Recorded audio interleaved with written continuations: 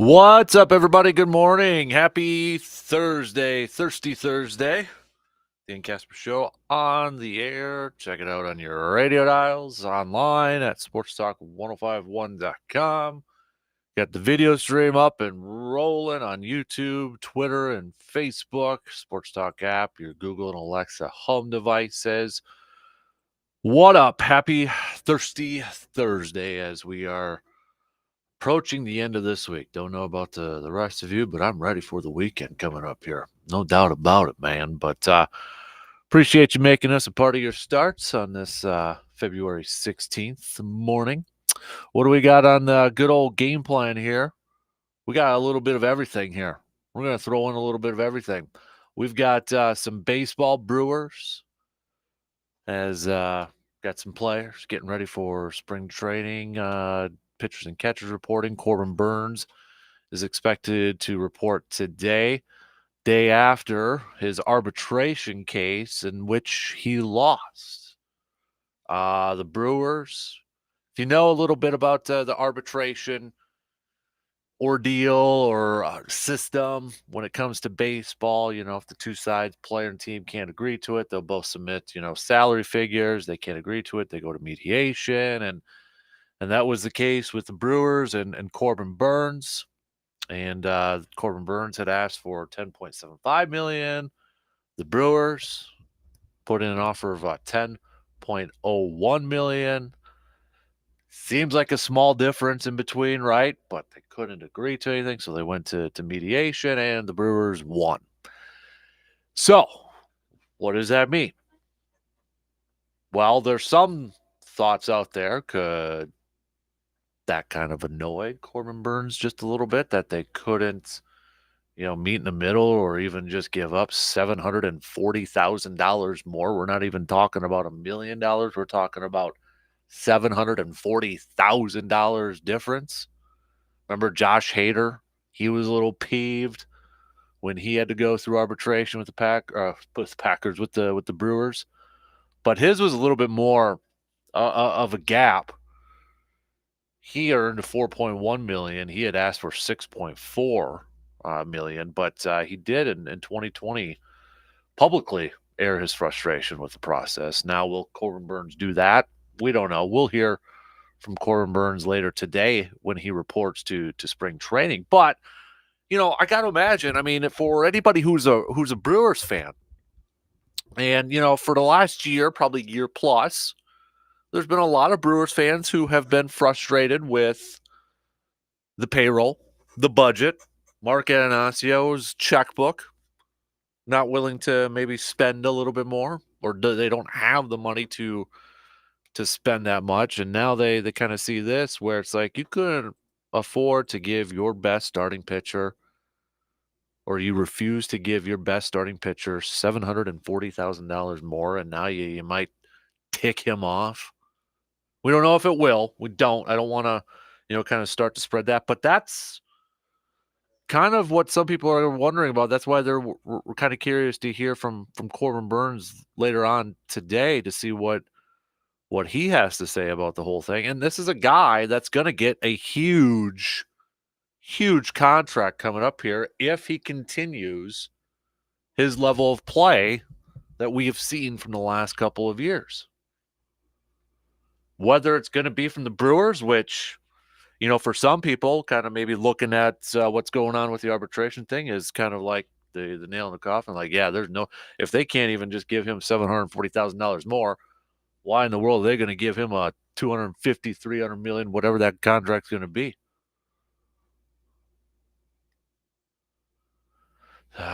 Craig Counsell. Well, he had a couple quotes. Matt Arnold, as well. I keep wanting to say Packers. Brewers general manager Matt Arnold saying, "Look, we and he both tried exceptionally hard to come to an agreement. To Corbin's credit, he has the opportunity to say no. We did what we could do to avoid the hearing, if at all possible, as evidenced, I think, by the fact that we settled with 10 out of our 11 cases. That is our hope, that we settle all these cases before we go to a hearing. We want to be solution-based. We always want to try to get to a place where the player is comfortable. And also, we respect the heck out of Corbin's right to push for what he believes is fair. I don't know. I go to that line, that first line that I just read there. We both tried exceptionally hard to come to an agreement. I mean, at times when it comes to this stuff, is it just a little like, all right, there's sometimes just a little too much hardball? Like, I get it. You ask high, settle for a little lower. It's basic negotiation 101. But at a certain point, don't you get to that level or to that point where you kind of run the risk of pissing off one of your players or whoever it may be, and then it kind of affects that a little bit? I don't know. It just seems weird that your ace, your Cy Young award winning pitcher, who's projected to be having another career year this year, and then I get it, that's based off projections, but it just seems so minor to have to go to a mediation, arbitration hearing over $740,000. Now, on the flip side, you know, $740,000 might actually, be a two players for the Brewers based off their budget and how much they can pay. So I guess you can look at that. But I don't know. Like, I was really, really hoping that there was going to be some sort of outside shot. Now I don't have that confidence at all. And maybe that was just me being, like the ever optimistic, the fan in me was coming through like, please, I just really want Corbin Burns. Can we invest in this guy? Can we invest in this starter for once? After this, I don't think that's going to be the case anymore. Maybe I'm over exaggerating. I don't know, but I don't know. Something's off about that.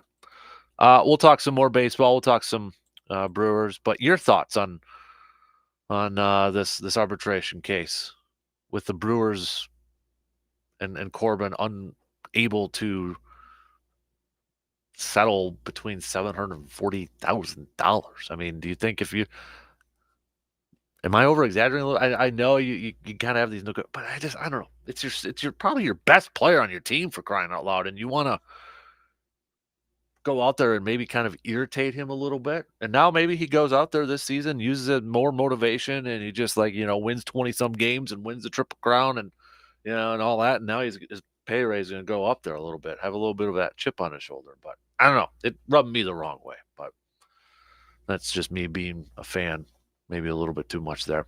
So we'll talk some baseball and such. MLB.com, by the way, has been doing their top 100 players, which I know for some people, or I should say, top some Brewers fans out there. Like, oh, yeah, how many actually Brewers players are on that thing? I got through the first 50, and I just saw Willie Adames was in the 50s. I'll have to bring it back up here, but I think Devin Williams was in the 90s and such. But with that list, since they're going on, Corbin Burns is the best player, right? Like, if we were to rank the best players in the Brewers, Corbin Burns is number one, right? Gotta be. Since I keep wanting to say Packers, we will talk a little Packers here. Whenever James Jones speaks about Aaron Rodgers, go back a couple years ago with that whole offseason drama crap. The accumulation of information thing dropped by Schefter on draft day and all that sort of stuff. But it was like, James Jones, kind of the calming presence, James Jones, good buddies with Aaron Rodgers. And, Aaron let him break some of his stories a few years ago. It's probably Pat McAfee that's going to be doing it now. But whenever James Jones speaks, I tend to listen a little bit more. I tend to pay attention a little bit more. Although I would agree with anybody who would say, like, well, that's also his buddy, so maybe little rose-colored glasses and such. And I think there's something to that. I don't want to be naive to that fact. But I also feel like James Jones, after a couple days of Aaron Rodgers going on a little bit of a tangent about, you know, you guys don't know me, this, that, they don't, nobody in my inner circle talks to you, talking about Ian Rappaport and Schefter and such. But I feel like James Jones knows a little bit about Aaron Rodgers. So he was on Up and Adams, Kay Adams show, and he had some comments about the whole Rodgers thing. So I'm going to play those coming up here in just a little bit. And I'll just say he believes, and he sounds pretty darn confident in this thing, Aaron's going to be in Green Bay. Aaron's going to end up retiring in Green Bay. So, we'll get to that here in a second. But another thing I was thinking about yesterday, and I don't want to make it into because, we've done it. Everybody's doing it. Jordan Love, Aaron Rodgers. Who would you rather have? But if you think about it this way, because I was thinking about the quarterback situation this offseason in the NFL. You've got one division in the NFC South, where like every team, Panthers, Saints, Tampa Bay, Carolina. Or wait, did I just say Atlanta? Let me rephrase it. Atlanta, New Orleans, Tampa Bay, Carolina. All four might be looking for a new quarterback. Now, Atlanta's got Desmond Ridder. So maybe they view him as a long-term starter, which very well could be the case. But you've got unknowns, quarterback unknowns with those teams. You've got, Seattle. They're going to be giving some money to Geno Smith, it sounds like. Now, was Geno Smith a one-year wonder? Or is this going to be the real Geno Smith? We don't know yet. Arizona is going to begin the season without Kyler Murray as he's recovering from that ACL injury. Who's going to be the quarterback in San Francisco? Brock Purdy. Again, is he the real deal? We don't know anything about Trey Lance yet. Rams, how healthy is Matthew Stafford going to be? And do they have enough talent around them? The NFC East, the Giants were a playoff team, but again, Daniel Jones. Might be a little nervousness there. Do you want to give him a huge contract? Is this the Daniel Jones that we saw this past year? Is that going to be the real thing moving forward? Washington, we don't know what's going on over there. Pressure's on Dak Prescott this year with the Cowboys. Jalen Hurts looks like the real deal now. NFC North, Justin Fields. Justin Fields, by the way, he's pushing for a dome in Chicago. He's not a big fan of the Chicago weather, apparently. But a lot of holes in Chicago. They got a lot of money and a lot of high draft picks this year. Or at least the first one. They traded the other one for Chase Claypool. They got a lot of money to spend. Detroit, Jared Goff. Seems like the last few years, Detroit has been looking for their next starter. But you got to tip the cap to Jared Goff. But there's still questions surrounding Jared Goff for some. Minnesota, Kirk Cousins. He's got weapons around him, but I think if you even ask some Vikings fans, they'll be like, yeah, we like Kirk. But there will be some like, it still makes me a little nervous. So I guess what I'm getting at is you look at the quarterback situations across the NFC, and I'm just focusing on the NFC here. And a lot can change, obviously, with this offseason because there's going to be a lot of movements and there's going to be a lot of rookies coming in. But if you're Green Bay, and you look at the rest of the NFC, and you look at these teams with questionable quarterback situations, unknown quarterback situations, does that maybe make you more wanting to bring back Aaron for one more ride? You know what I'm getting at? You know what I'm asking? Like, does that kind of like when you're looking at these teams, you're like, you know what?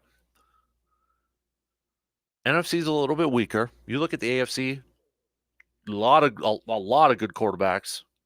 Patty Mahomes, Joe Burrow, Josh Allen, Justin Herbert. There's more. There's better ones. It's deeper. So if you're Green Bay and you're looking at this and you're thinking, all right, we think the NFC is a little bit weaker. Do we try to take advantage of that? One more year with Aaron. Try to run it back for one more year because we know what we have more with Aaron than what we do with Love. At least maybe we think we know what we have with Love based off practice and that sort of stuff. But do you try to run it back one more, trying to maybe take advantage of a quote unquote, I hate to use the term weaker because we don't know. We don't know until they actually play games. But on paper, there's a lot of question marks with some teams with quarterback play. You know what I'm getting at? So I want to hit up that, and then I'll play those James Jones clips. Get your reaction from what he had to say too. Going to talk some college hoops. Marquette, big win last night against Xavier. It was a fun game. It was a good night in college hoops. You had Tennessee upsetting the new number one team, Alabama. Northwestern, another win against a ranked opponent too, against Indiana. Northwestern picking up another W. So Tennessee upsetting Alabama. Marquette getting a 1-point victory over Xavier. In a battle for first place in the Big East. Northwestern, 2-point win over Indiana. Good night with some college hoops action last night. Badgers will be set to their next game coming up, this weekend here. So can they inch a little bit closer, just a little bit closer to that 20-win mark? I kind of use that best. They got to win out to get to 20 for the regular season. I know they can count on some conference tournament wins and such, but we'll talk some college hoops and such. We will chat with Jake for outdoor tidbits. A little less than 2 hour. No, about 2 hours from now, about 8:30 here this morning.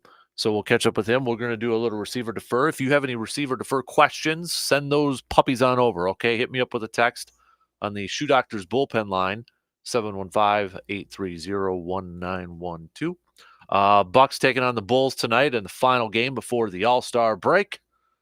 We'll preview that for a little bit. Plus, about 8:05 this morning, long awaited, we got a Mike's Star Market brat update. Mike's going to be in at 8:05, and I'm going to give you all of you who voted for your brat flavors what we should do. We got an announcement coming up about 8:05 here this morning, so make sure you are tuning in to hear that. But let's get things rolling here this morning. So I want to hit up on a couple things on the opening drive. I want to talk some Brewers with that Corbin Burns situation, the arbitration thing. Maybe, and I get it. Arbitration, the hearings, teams do it every year. It just seems to me like a penny pinching situation with the Brewers and Corbin Burns. And I blame the Brewers mostly on this one. Maybe I'm over exaggerating. I don't know.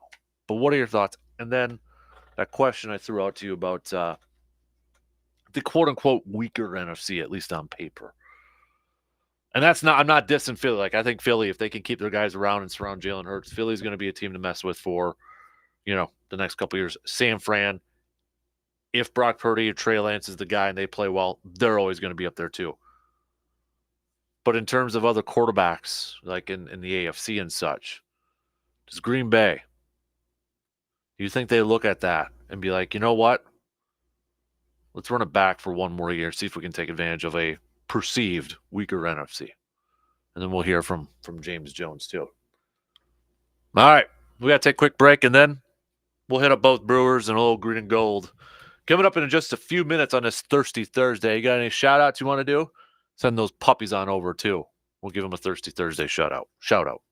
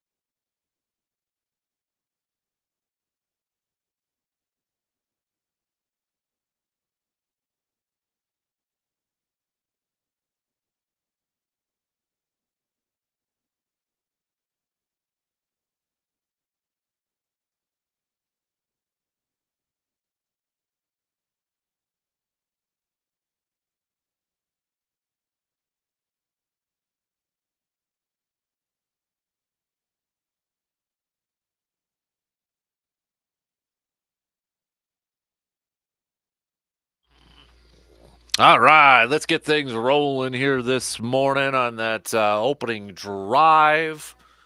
We got a bunch of things that I want to catch up on here this morning. I want to talk some Brewers. I want to talk a little green and gold. I threw out that situation. You would call it situation. That might be a little dramatic or something like that. But want to hit up those. Getting closer to baseball season. Got the Brewers hoodie on. I'm ready to roll, baby.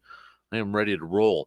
So hit me up with some text on that Shoe Doctors bullpen line, 715-830-1912. You can also find me on Twitter at DANKASPER, Facebook.com/Kasper Sports. I will play. So I'll start this off. I'll play the clips from James Jones yesterday. Again, like I said, when James Jones talks, former Packers wide receiver, I tend to listen a little bit more. You know what I mean? Like, I think a lot of other Packer fans would agree with that. But and if you want to say, you know what, that's a good buddy of his, that's a good buddy of Aaron. So, maybe he's being a little bit more of a friend coming from that side. I'm not going to argue with you on that one. But I also feel like he knows Aaron, obviously, a lot more than some other people out there. So he was on Up and Adams, K Adams show yesterday. We've got a couple clips here. But yeah, audio courtesy from Up and Adams. This is former Packers wide receiver James Jones talking about what he thinks or what he would like and or Aaron Rodgers to do.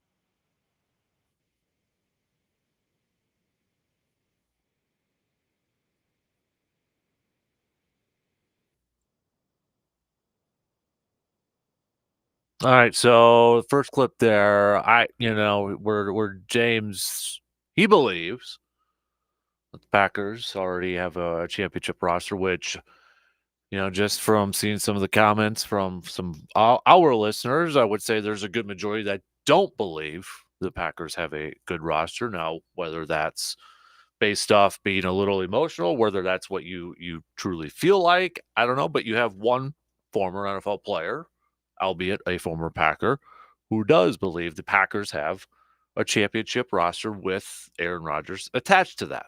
Let's here's another clip too from yesterday. James Jones continuing to talk about how he believes Aaron will be back in Green Bay.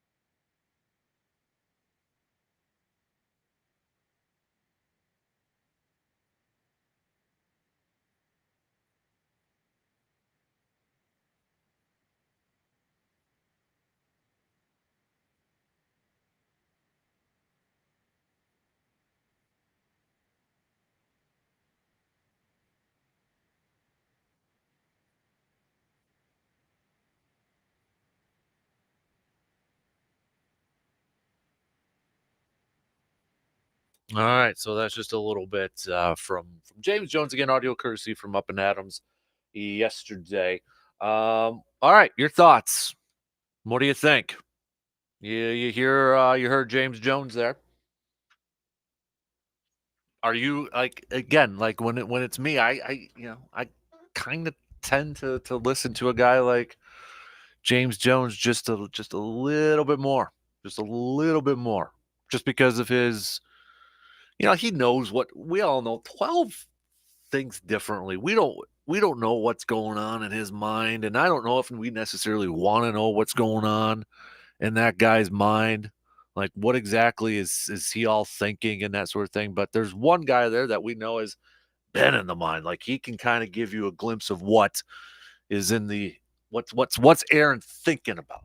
And that's kind of why where I was thinking about this yesterday after I watched that, and I'm like, okay, just looking at the quarterback situations out there, because if you go with Schefter or what he said, and I don't think it was necessarily reports, and I think that's where we get with Twitter and Facebook and social media, when people throw out opinions or thoughts, a lot of times it gets turned into a report or twisted into a report, or it comes off as a report. But we go back was it a month or so when Schefter said something about he'd be traded outside the NFC, and if you listen to it, he's like, I feel like they probably won't trade him within the NFC. So again, I think that was more of an opinion from Schefter, but it kind of turned into a report saying, oh, they're not going to trade him within the NFC. Schefter's reporting that, and I think that was more of an opinion thing. But I guess what I'm getting at is, all right, you're looking at the quarterback situations across the league. AFC is loaded with some top talent, some young top talent, right? Patty Mahomes, which is kind of weird. I guess I didn't realize now that Tom Brady's retired. And then it makes sense though, because you got the younger group coming in, but he's the only active quarterback with more than one Super Bowl. But you got Patty Mahomes, you got Joe Burrow, you've got Justin Herbert, you've got Josh Allen. We'll see what like Tua. I think there's still some questions about Tua, but when he was healthy and he's playing well, I mean, he was playing well. Russell Wilson, how will he be with Sean Payton? Will he have a bounce back year? Will he be the comeback player of the year? And then you look at the NFC, Matthew Stafford, is he going to be healthy enough? He's got a Super Bowl title. Are the likes of a Geno Smith and Daniel Jones, are they for sure things now? Can we expect to see high quality football from those guys? Or are they just kind of flash in the pan, 1 year wonder sort of things? Who's going to play quarterback for the 49ers? Great team surrounding that quarterback position. Is it going to be Brock Purdy? Can Brock Purdy play at a high level? Can Trey Lance? Do we know anything about him yet? Kyler Murray's not going to be ready for the start of the season. NFC South, every team in there might be looking for a quarterback unless Atlanta is dead set on, Desmond Ridder. There's a lot of uncertainty surrounding quarterbacks in the NFC. So my question and my thought, and I really don't know what way Green Bay is thinking, but part of me was wondering, do they look at that and do they believe, like at least on paper, like I don't like using the term weaker, but I feel like I have to say that just to kind of set it up. But like, does Green Bay look at the rest of the NFC and say, you know what? We think the quarterback position for the teams in the NFC, there's a lot of unknowns. There's a lot of uncertainty, maybe a little weaker. Maybe that's where we want to run this thing back with 12, one more year. Try to take advantage of that uncertainty, of that, quote, weaker conference quarterback play and see if they can get to a Super Bowl. That way. And I think right now the best team in the East, in the NFC, you got to put Philly up there. Dallas is going to get a lot of love, but even, there's questions like, oh, wow, Dak Prescott, can he not turn the ball over? San Francisco is going to be up there because, well, it's Kyle Shanahan that's got a great defense. They've got some great offensive skill players. Minnesota, I think the Brian Flores hire was a home run for defensive coordinator. They've got some weapons over there. But when you look at the quarterbacks in the AFC and the NFC, it is clear, in my opinion, the quarterback play in the AFC is superior to the NFC right now. And that's where, too, and maybe part of it is like, okay, if Aaron says he's going to play, he's going to come back. And I would agree with Schefter's opinion that I think Green Bay would trade him to the AFC and try to really avoid trading him in the NFC. All right. Regardless of what team you go to in the AFC, do you think you can get through that? Like a realistic team that you're going to get traded to? It's like you're not going to go to the Bengals. You're not going to go to, the Chargers. You're not going to go to Buffalo, KC, Denver, that sort of thing. That's out the window. If you go to the Jets, you think you can get through it? Get through the AFC there? Got a lot of young talent there. You got Buffalo in your division. Miami, a little bit of an unknown there, but when they're healthy, they can put up a bunch of points. Plus, they just brought in Vic Fangio, who I think is a home run hire for defensive coordinator for Miami. Okay, Raiders, well, you're in the same division with Patty Mahomes and Justin Herbert, and then you factor in Sean Payton now with Denver. It's going to be easier. If the goal is, like James Jones said, if the goal is for Aaron to win, that's all he cares about is winning another Lombardi. And people ran with that MVP comment without listening to the whole context of the thing. He wasn't talking about that was his only goal. He was talking about how he believes he can still play at an MVP level. People thinking that that's all he cares about didn't listen to the whole thing and only read headlines. But if his goal, which I would agree with James Jones at this point in his career, if it is winning a championship, winning a Lombardi, it's easier to go through the NFC, isn't it? At least it is in my opinion. Not saying it's like a for sure thing because Philly's going to be good. San Francisco's going to be good. It's not going to be a cakewalk. Minnesota's going to be good in your own division. Detroit, I think we all expect them to take another jump this year. It's still going to be tough, but comparing it to the AFC and the NFC, I like my chances coming through the NFC more than the AFC at this point. Oh, maybe it's just me. Your thoughts, you can let me know. Okay. We got to take a quick break, and then I want to talk some Brewers to finish up the first hour. So we're going to hear later on today from Corbin Burns, stud pitcher, starting pitcher for the Brewers. Cy Young a winner a couple years ago.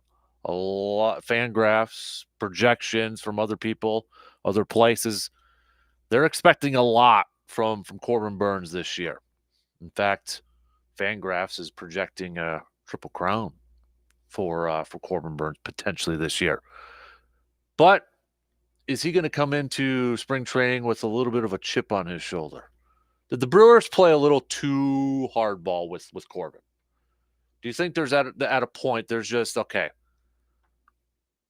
That's pushing it a little too much. I'm talking about this, where they had an arbitration hearing, mediation sided with the Brewers. So the only difference was $740,000, which when that came down, you had a lot of Brewers fans, at least out there on the socials and such, saying, what are the Brewers doing by essentially penny pinching and not settling and just forking over maybe $740,000 more?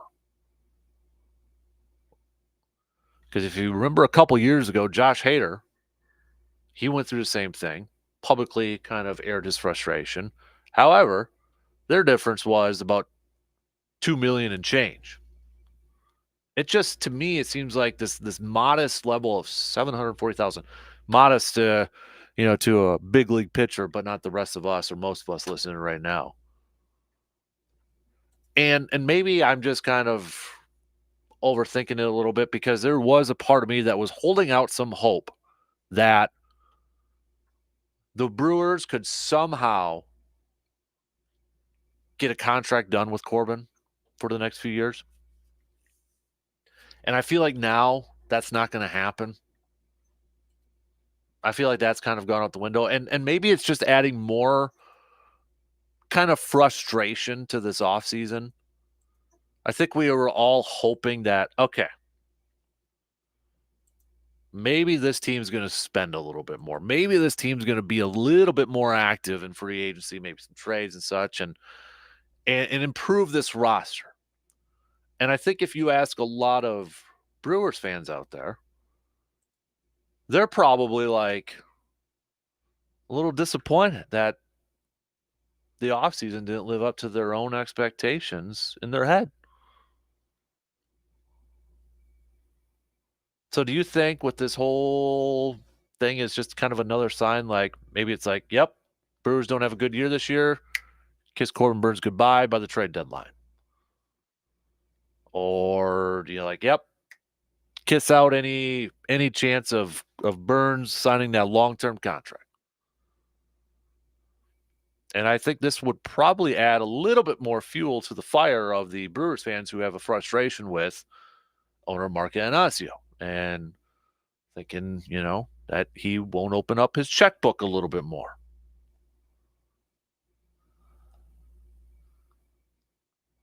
Your thoughts? Let me know. We're going to take a quick break. Then we'll finish up the first hour. I'm going to do a little fired up, too. What's got me fired up on this Thursday? I'll tell you after this quick break.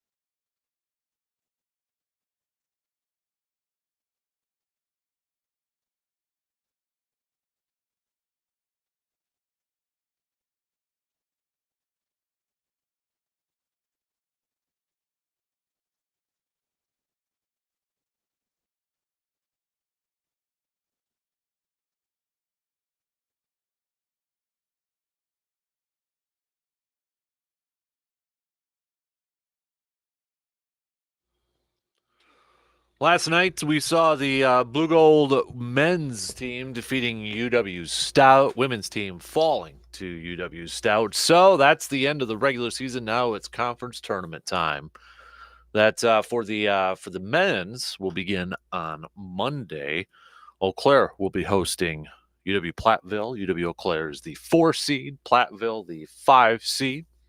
Then the women's team, they are the 3 seed. They'll be hosting Platteville as well on Tuesday. So we got some playoff hoops coming starting Monday and Tuesday for UW Eau Claire conference tournament right now. Then we'll see about potential NCAA bids coming up here. That's kind of where I want to go with my fired up as we finish up the first hour here. College hoops again last night was a lot of fun. If you missed it, Marquette picking up a victory against Xavier. Marquette 11, Xavier 16. 16 ranked in the country, 69-68. But that was a big win in terms of Big East standings for Marquette. Now, when you look at it for the Big East here, with that win, Marquette holds a 1.5 game lead over Xavier, over Providence, and over Creighton. And when you look at Marquette coming up here, their next game is going to be against Creighton. So that's going to be on the 21st there. Just 4 games left here for the Marquette Golden Eagles, but that was a big win. And then last night, Tennessee, 10th ranked Tennessee, upsetting the new number 1 Alabama, 68-59. So we might have a new number 1 again next week. And then Northwestern with another win against a ranked Big Ten opponent. This time defeating Indiana, 64-62. When you look at Northwestern's latest games, they're on a 4-game winning streak right now. That began against their win against Wisconsin, 54-52, then defeated Ohio State, then defeated number 1 Purdue, and now they got a win against 14th ranked Indiana. Northwestern, 2 games back from Purdue in the Big Ten Conference standings. Their upcoming schedule: Iowa, Illinois, Maryland, Penn State, Rutgers. I just look at the college hoop season on the men's side here, and when you don't have a Duke, you don't have a Kentucky, those traditional blue bloods that are always right at the top. You've got like a crop of new teams. And Kansas is still up there. Kansas is still up there. Purdue has been a solid program under Matt Painter for a while, even before that Gene Kennedy and such. UCLA looks to be back to, premier programs there. But Alabama, Houston, Virginia won a national championship a couple of years ago. They're seventh seed. Got Arizona. Baylor, I know, was just in a national championship. But, it's a little bit different this year. And you've got some, I don't know, it feels like a little bit more parity. And maybe we say this every single year. But I don't know. Like, I'm fired up about the potential of March Madness this year because I think it's a little bit of an unknown. Usually you can have a couple of these teams. That's who I know I'm already picking them for the national tournament or the national championship when I fill up my bracket. This year, I think it's going to be so hard to fill out that bracket, and it's going to be a lot of fun because I think there's going to be a lot of uncertainty surrounding this thing. I mean, will there be?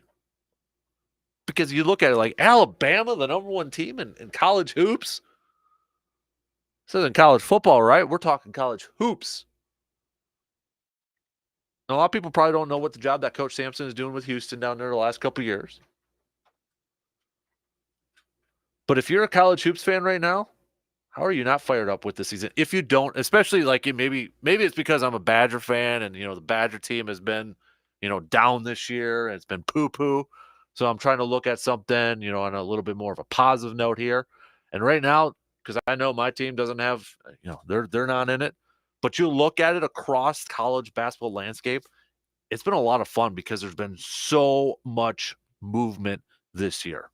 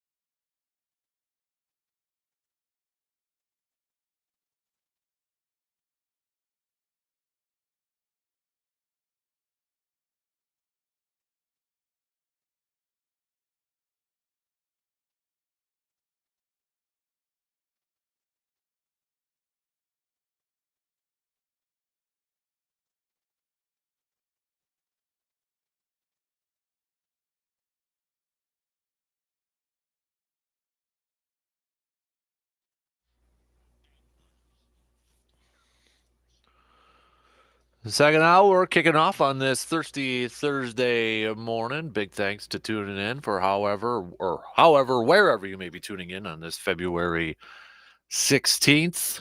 Coming up this hour, we're going to talk some Brewers baseball as pitchers and catchers reporting. Corbin Burns is expected to report today for the Brewers after his arbitration hearing. I'm going to chat a little bit about that. We are almost a week away from the first spring training game that you can check out on the radio dials here at 105.1 FM and 790 AM. So we're going to talk some baseball coming up here.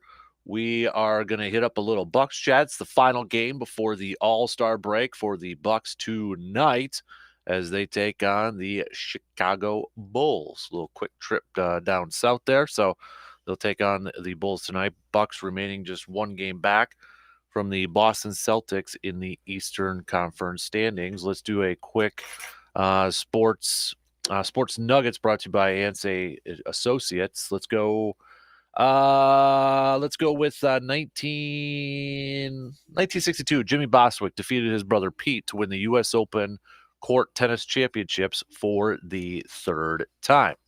1970, Joe Frazier began his reign as the undefeated heavyweight world champion when he knocked out Jimmy Ellis in 5 rounds.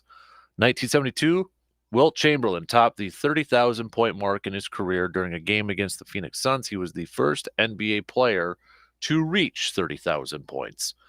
Roger Clemens in 1989 with the Boston Red Sox signed a 3-year contract worth $7.5 million. 92, the Lakers officially retired Magic Johnson's 32. Johnson was the 5th Laker to have his jersey retired. The other players were Jerry West, Elgin Baylor, Wilt Chamberlain, and Kareem Abdul-Jabbar. But as we know, they've had a few more retired since then. Shaq, Kobe, and such. We've got Jeff Gordon in 1997 became the youngest driver to win the Daytona 500. Remember Mitch Richmond? If you were a 90s NBA Hoops fan, Mitch Richmond was always kind of like, I don't know, I almost feel like he was maybe a little underappreciated. I had a ton of Mitch Richmond cards when I was a kid growing up. But with the Kings in 1997, scored his 15,000 career point. Then we've got, okay, I'll do this one because then I'm going to turn it into a little fun question for the day.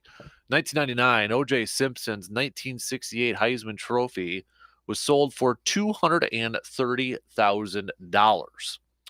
And I know like Dan Patrick yesterday kind of talked about this. That was one of their poll questions for a Super Bowl ring. But I'm going to kind of adjust it here a little bit. So if you had any amount of income, you got permission to spend it on a sports memorabilia item like a Heisman Trophy, and you don't necessarily have to pick the player.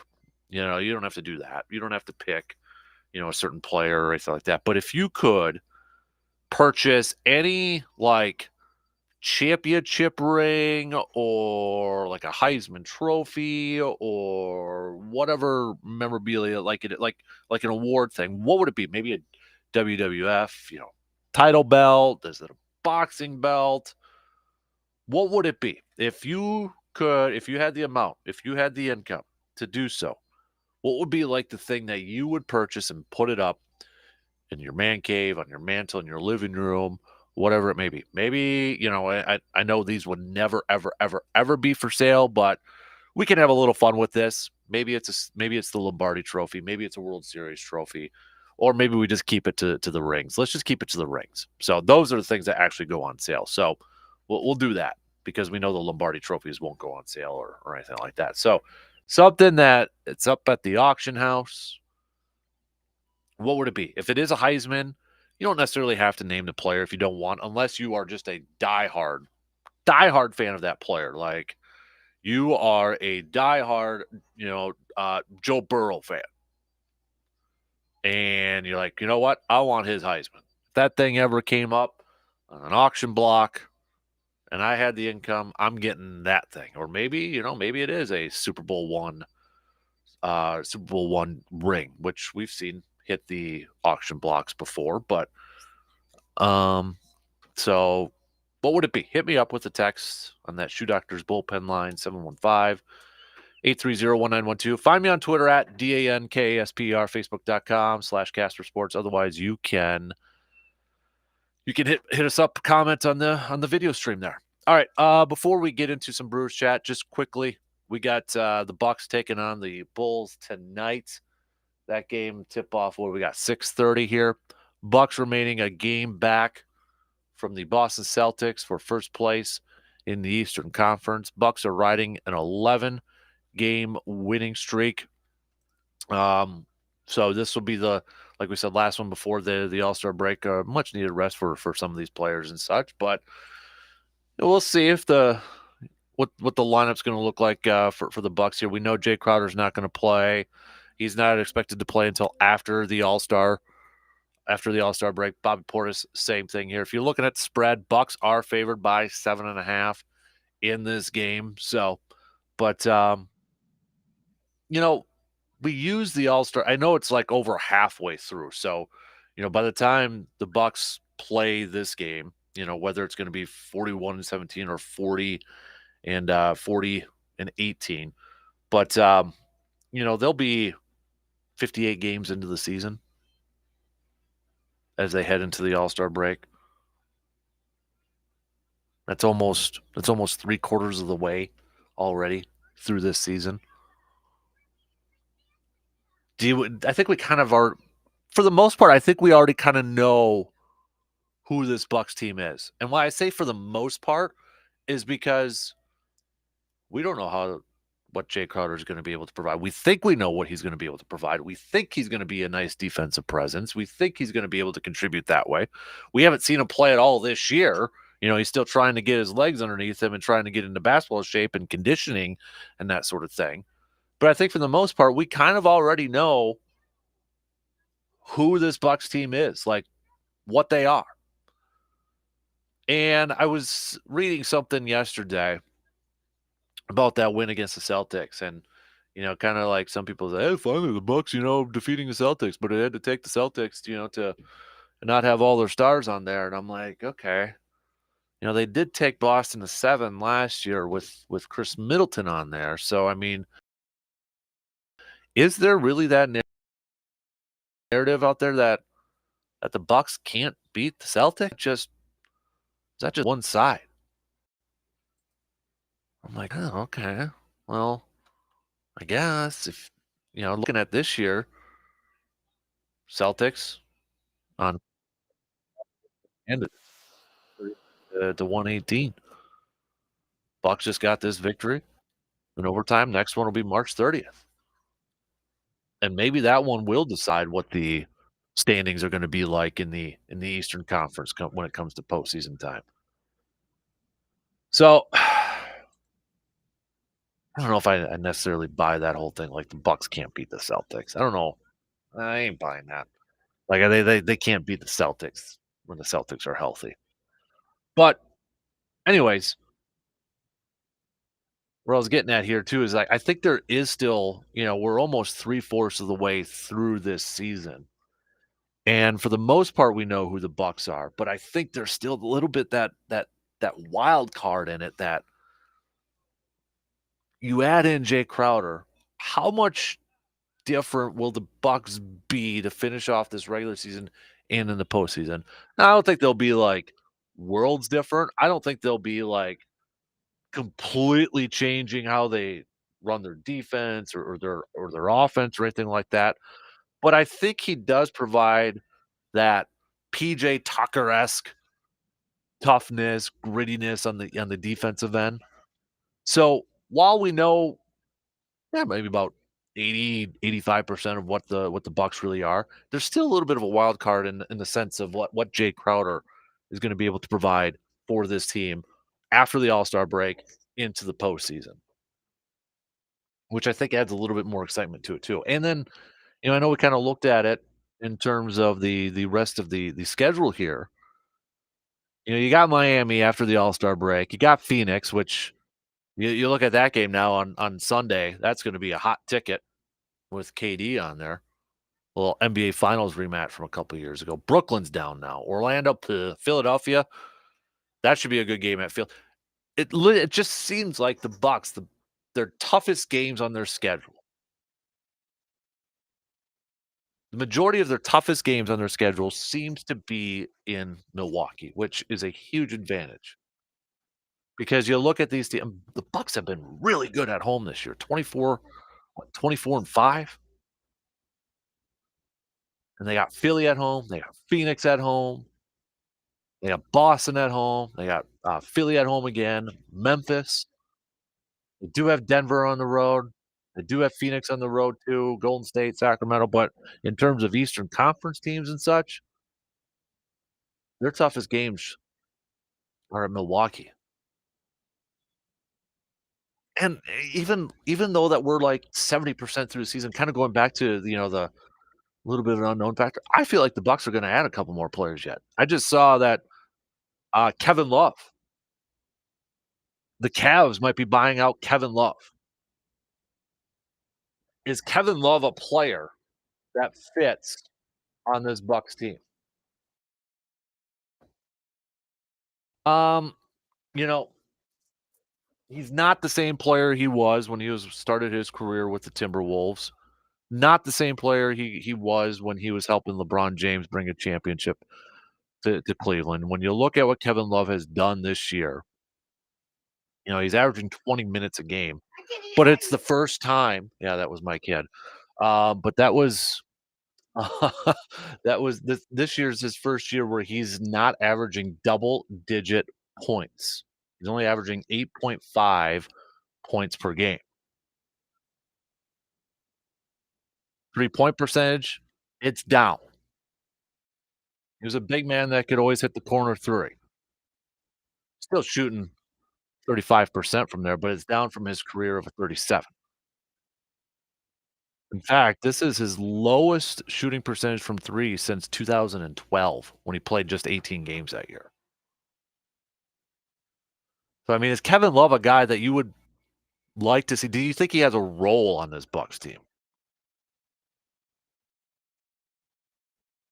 Or the fact that, you know what, Bobby Portis, he's gonna be coming back here because there was some talk, do the Bucks need, like, a backup big man? You got Bobby Portis.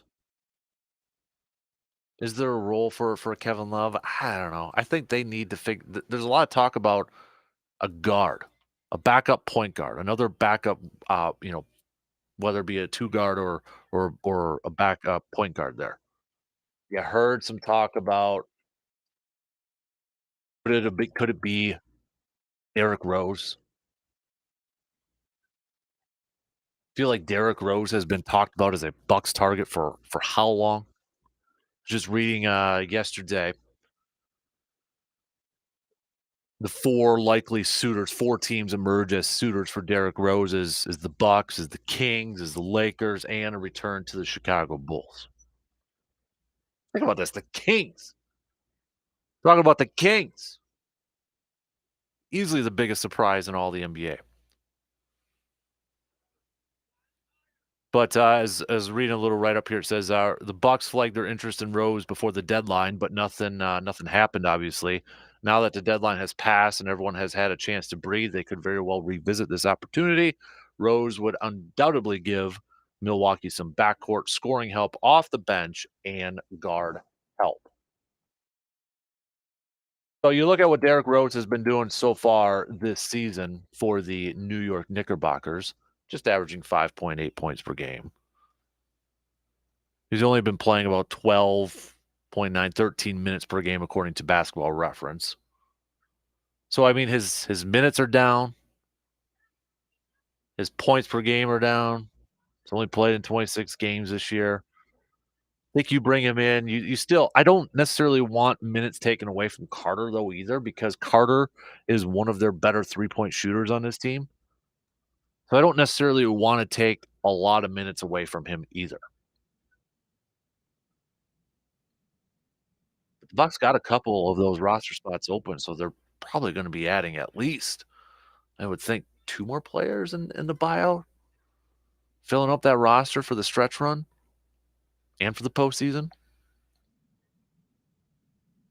Alright, let's take a quick break, and then let's get to that Brewers chat. We're gonna talk a little Corbin Burns. He's gonna show up to camp today. Will he be in a good mood or not? We'll discuss.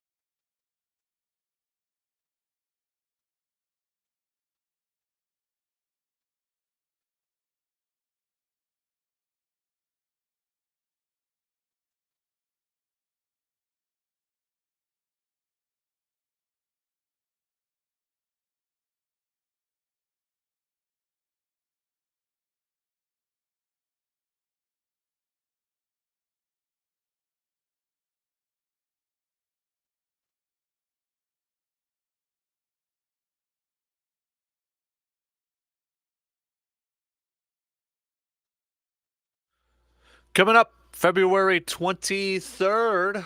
It's next week already. Got Careers and Beers, 4 p.m. to 6 p.m.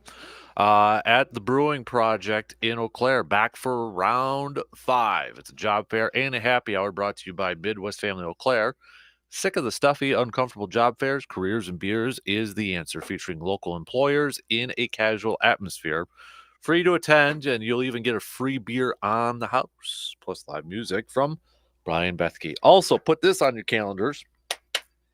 Friday, March 17th, 18th, 19th. It's the Wisconsin Sports Show Spring Edition at the Chippewa Valley Expo Center.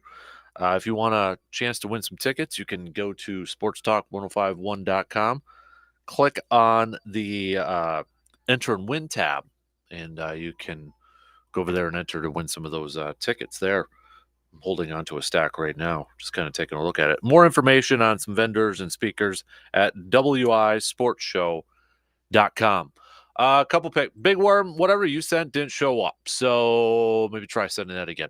But we asked, like, if you could spend on something, like if you had the money to buy like a Heisman Trophy or Super Bowl ring or whatever it would be, what would it be? Like it would have to be something that the athlete would have to put on the auction block, right? So it's not going to be a Lombardi Trophy. It's not going to be a World Series trophy or anything like that. We got Bart Starr's Super Bowl I ring. We got Masters green jacket. That'd be pretty darn sweet. I don't know if anybody's has one ever hit the auction block? I'd be curious to look that one up. If a Masters green jacket has ever hit the auction block at some point in time, I don't know. I'd be curious to know like how much those would go for. That's a good one. Keep those coming. Keep those picks coming. So, all right, bottom of the hour here. Also, hey, I need some receiver defer questions. So if you have any, we're going to get to that in about 15, 20 minutes or so. So if you got any receiver defer questions, send those puppies on over. Just text them. That's the easiest way to do it, okay? Texting those on over. Let's talk some baseball, though.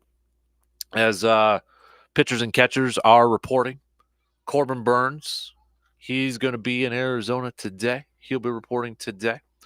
But will he have a little bit of a chip on his shoulder? Will he be in a good mood or what? A lot of writers, Brewers writers, are kind of wondering, what's the mood going to be like for Corbin Burns? Because as we kind of mentioned in the first hour there, they had the Brewers and Corbin Burns had their arbitration case, and Corbin Burns lost it. So how this process goes, the team will submit a salary figure that they believe is right for the player. The player side will submit a salary figure that they believe that they should be making. The Brewers had submitted $10.01 million. Corbin Burns and his camp submitted $10.75 million. Now, these two weren't able to come to an agreement, so that's why they had their case, their hearing and such. And it was decided that the Brewers won their case. So there's been some speculation, or at least maybe some thoughts, as to why did it have to get to this point when it was just $740,000. Now, to most of us listening right now, $740,000 is a nice chunk of change. But in terms of, professional sports and one of the best pitchers in all of baseball, it seems like a small figure or a small difference to have to go to an arbitration hearing about and somebody else essentially deciding what the player is going to make. So there's been some thoughts out there. Is this going to kind of irk Corbin Burns? Is it going to, leave him with a little bit more of a chip on his shoulder? Is it even going to do anything? If you remember back in 2020, Josh Hader had voiced, or he had gone to arbitration and he had lost, and he had voiced his public frustration over the whole process. But that one was just a little bit different in terms of cash. Hader wanted $6.4 million. Brewers put in 4.1. Josh Hader ended up getting 4.1. So you're talking about a $2.3 million difference. And if you kind of go back when he aired that frustration with the process, he made it clear then too that after that, that he wanted to be used more like a traditional one-inning closer. We were seeing Hader, those 2 innings and that sort of thing. And I was reading a little bit from Brewers.com from Adam McCulvey, and as he noted, it impacted how the Brewers employed him in ensuing seasons before they traded him to the Padres this last summer. Such situations, uh, with the potential risk of quibbling with the star player over what seems a modest amount of money. Burns certainly fits the star category after he began emerging as an ace in 2020, then became the third pitcher in Brewers history to win the league's Cy Young Award. That was just from Adam McCulvey there a little bit. Then a stalemate over salary. Burns is expected to address the process on Thursday. Matt Arnold, Brewers GM, saying, look, we and he both tried exceptionally hard to come to an agreement. To Corbin's credit, he has the opportunity to say, no, we did what we could to avoid the hearing, if at all possible, as evidenced, I think, by the fact that we settled with 10 of our 11 cases. That is our hope, that we settle all these cases before we go to a hearing. We want to be solution-based. We always want to try to get to a place where the player is comfortable. And also, we respect the heck out of Corbin's right to push for what he believes is fair. Craig Counsell saying Corbin is going to have a great season. He's a great pitcher. He's incredibly focused and disciplined. We say that about players and people, but Corbin is at another level, the way he treats it. That's always a recipe for success for guys when you combine it with talent. So I'll be honest with you. There was a part of me, and it was more of a hopeful part of me, that really wanted the Brewers to lock up Corbin Burns for a long-term deal. I mean, I really want Corbin Burns to stay with the Brewers for the next few years. But there's a big part of me now. It's like, if you're squibbling and squabbling over $740,000, I don't know if that's going to even I don't even know if that's even going to be a thought for Mark Anasio and the Brewers. Maybe they just already know that. No, we know that it's going to cost too much, and it's we'll run it out for our final years with Corbin Burns here. And I think, and I don't want to speak for all Brewers fans, but for the last few months when we've been talking about the Brewers, there's been some frustration amongst fans about maybe the lack of spending from the Brewers, the lack of going out there and bringing in some other free agents, or maybe making some trades. And I think when you see something like this probably adds a little bit more fuel to the fire of that narrative for Brewers fans, that this team just won't spend. They're pinching their pennies. I mean, they're throwing a Knipp, over $740,000 for their best player. What are they doing? Why are they doing this? I feel like that's probably the thought process for a lot of Brewers fans right now. And honestly, that's kind of mine. Like, why would you risk? And who knows? Corbin Burns, it might not bother him. It might not. But at the same time, after kind of like going through that whole trade thing with Josh Hader and how it affected the clubhouse and how it affected the team and that, do we want to continue to play with a little bit of bad mojo here over something that I feel like is so small?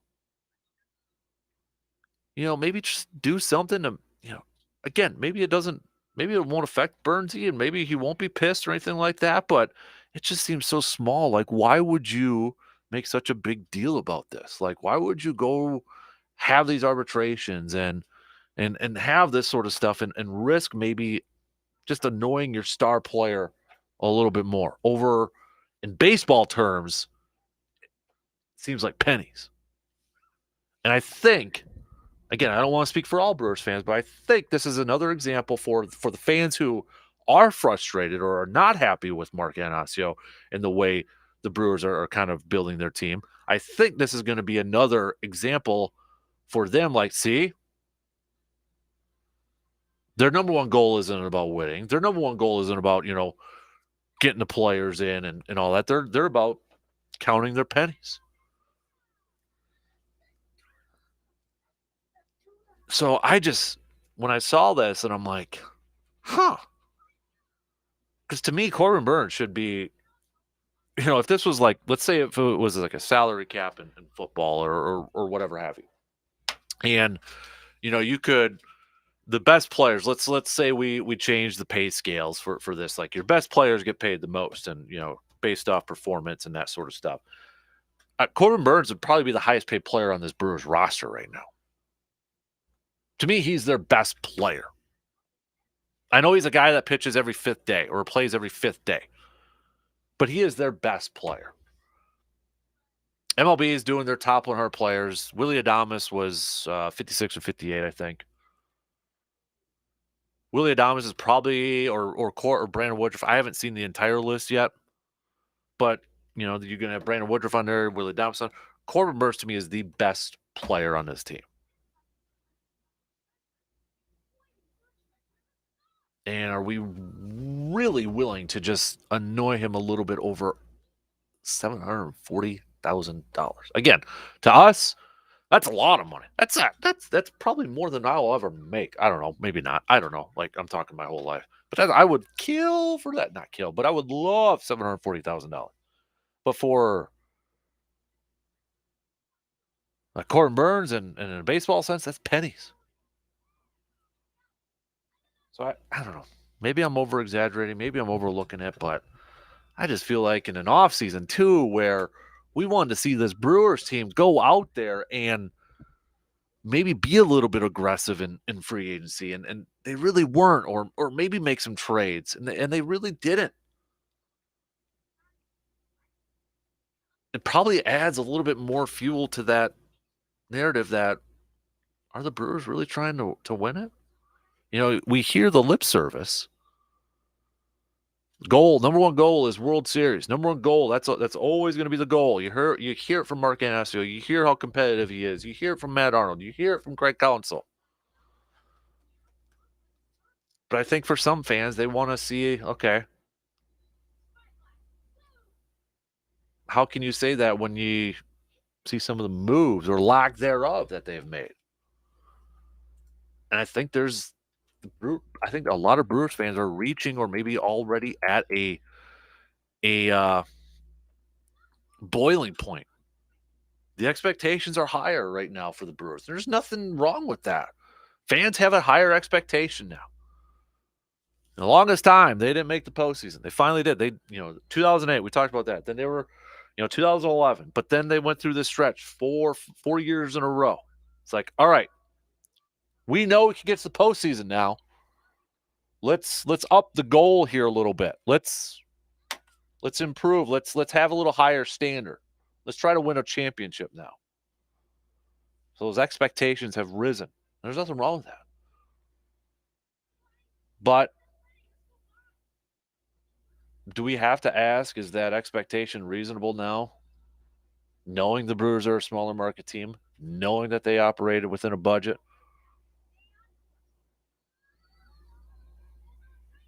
And that's where I like last year and even this year. If you know you're not going to be able to have Corbin Burns after this year or Brandon Woodruff, wouldn't you go for it a little bit? Wouldn't you kind of do what you did in 2011? Or was it 17, 18? This is the best starting pitching staff that I can remember, probably during my lifetime for the Brewers. Burnsy, Woodruff, Peralta, top three. I want them to go for it a little bit. Maybe they're just really counting on, the rule changes to really benefit them this year. I don't know. I hope they go back to the postseason. I hope they can contend for a World Series championship, for crying out loud. All right, we got to take a break, and then we're going to close up the second hour here. We'll receive or defer for these quick words.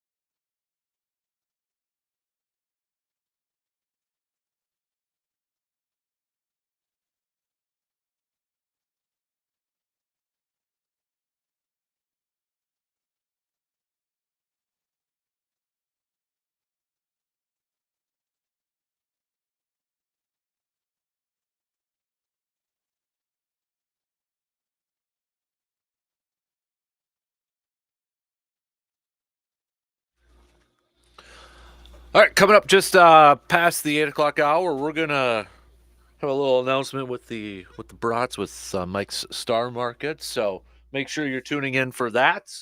Coming up about 8:05 or so this morning. Then at the bottom of the hour, 8:30, we'll catch up with Mr. Jake Bolks, Wisconsin Conservation Warden, answering your questions out there. Thank you to those of you who have sent over some questions. We've got them to Jake. If you do have questions, best way to do it is hit me up with a text on that Shoe Doctor's bullpen line. Okay, 715-830-1912. Let's get at it. Let's do a little receive or defer to finish up this second hour.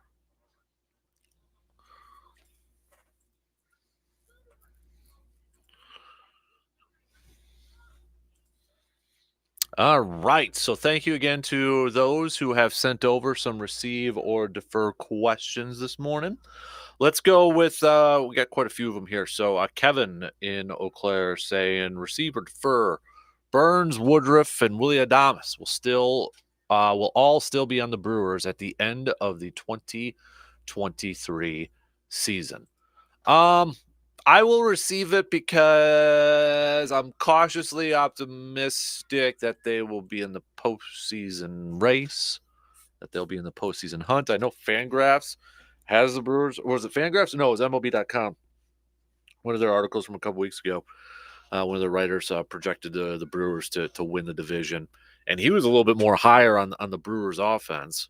I don't know if I necessarily agree with it, but I feel like they're going to be competitive enough that, they're going to hold on to their dudes and they're going to be in a playoff race all the way towards the end of the season. So they won't trade any of their big time players before that deadline. So I'm going to receive it. Again, maybe I'm just being a little too optimistic here, but I'm a fan though too. So, but no, I'm gonna receive it. I think that they will be. So let's go through receive or defer. We got a couple of Packer ones here. Receive or defer. If Aaron does come back, this will be his final year playing. I'll receive it. I know he said he doesn't want to. I think he said this a couple years ago that he doesn't want to have one of those like farewell tours. Like he doesn't want to go through that. So I feel like he will never say this is my final year. Maybe he will know it's his final year going into the season and such.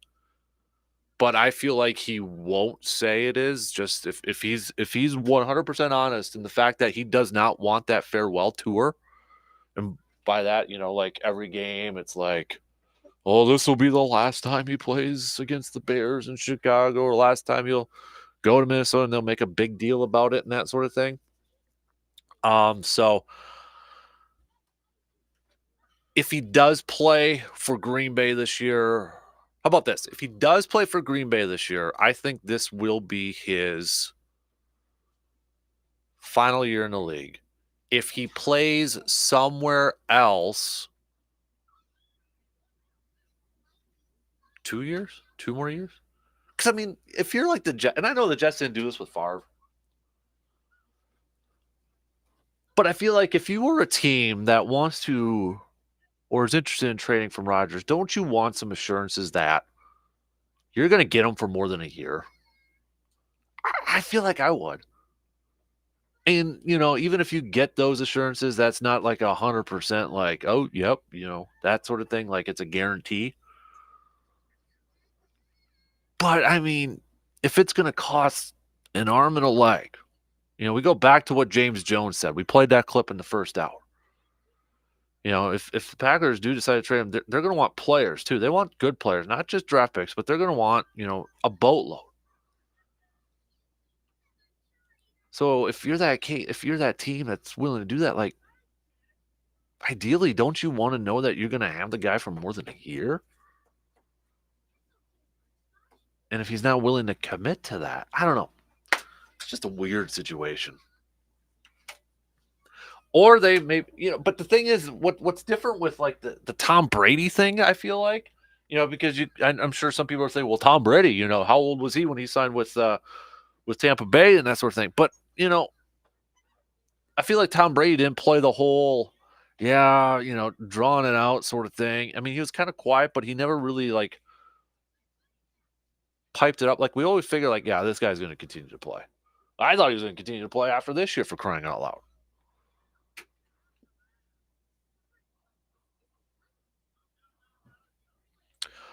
Let's go with receive or defer. The Bucks will finish with 55 or more wins. Okay, so what, they're 40-17 right now? Yeah, because if they win tonight against the Bulls, that would be their 41st win. I'm just double checking my math here. So yeah, okay. Bucks Bulls tonight, 6:30. They are 40-17. Okay, so the question receive or defer is, will they get to at least 55 total wins on the season? So they've got 57 in, 82 minus 57, 25 games. So in the final 25 games, they got to go 15. Yeah, I'll receive that. Yeah, they get at least 55. They'll get 15 more wins in their last 25, I think. Yeah. I think it's going to be around 58. I don't know if they'll get 60, but I think it's going to be between 55 and 60. So I'll receive it, 55 or more. 60, you got to go 20-20, or you got to go 20-5 in your final 25. No, I don't think that one will be the case. 55, I'm going to go around 58. I'll go 58. Receiver defer, the Bucks will add at least 2 players through the buyout market. I'm going to receive that too. I think that they will add 2 players through the buyout market.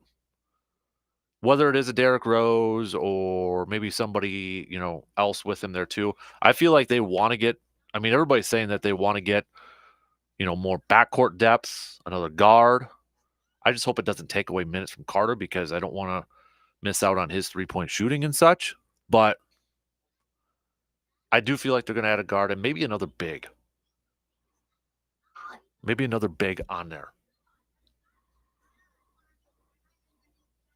So, receive or defer, Corbin Burns will win 15, at least 15 games this year. Well, if we did the Fangraph thing, they projected when they did the Triple Crown for Corbin Burns, they had it as 13 wins, tied for the most.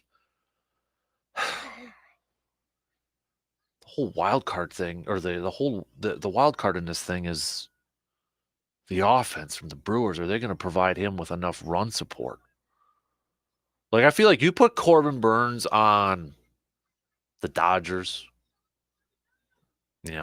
whatever, Yankees, then we talk about 20 wins.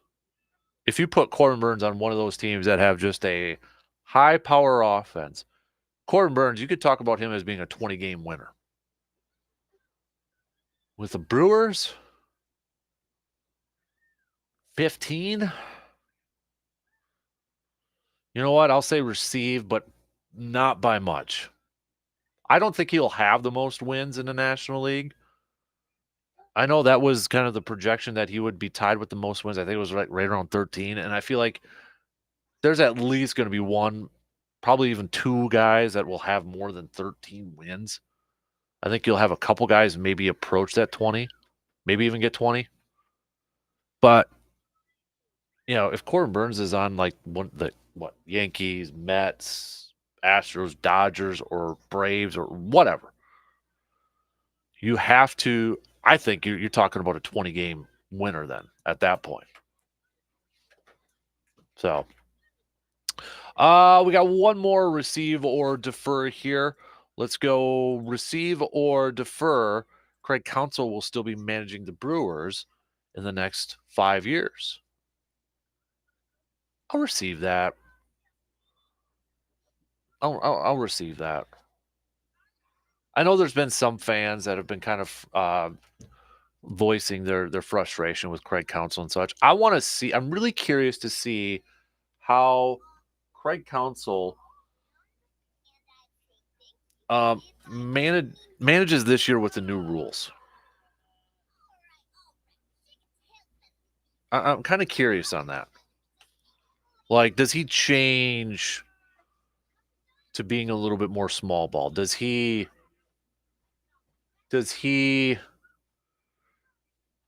get his base runners going a little bit more? Are we going to see more steals? I want to see how Craig Counsell manages this team with the banning of the shift and all these different rules. I think that's a little bit of an unknown this year. How aggressive is he going to be with the runners on base? I think that's a little bit of an unknown this year, and whether that's a good thing or a bad thing, I don't know. But no, I'll receive it. I think he'll be still will be managing the Brewers, the Brew Crew in the next 5 years or so. So, all right, hey, thank you to everybody who sent over some receiver defers. Appreciate that. Coming up in just a little bit here, we'll have a Brats announcement with Mike Star Market here. Then at the bottom of the hour, we'll catch up with Mr. Jake Boakes, Wisconsin Conservation Warden, our good buddy there, answering your questions. Again, thank you to everybody who sent over questions. If you ever have a question for Jake, for our resident DNR warden, you can send those babies on over, and then Jake will help you with any questions that you have. Then we'll get back to some more baseball talk, hoops talk, little football talk. If you missed the James Jones clips, I've got them on my Twitter feed if you want to check them out there. But I'm curious to get your thoughts on what James Jones said about Aaron Rodgers and the Packers yesterday during his appearance on Up and Adams, the K Adams Show. All right, 2 in, 1 to go. Stick around. We'll be back after these quick news updates.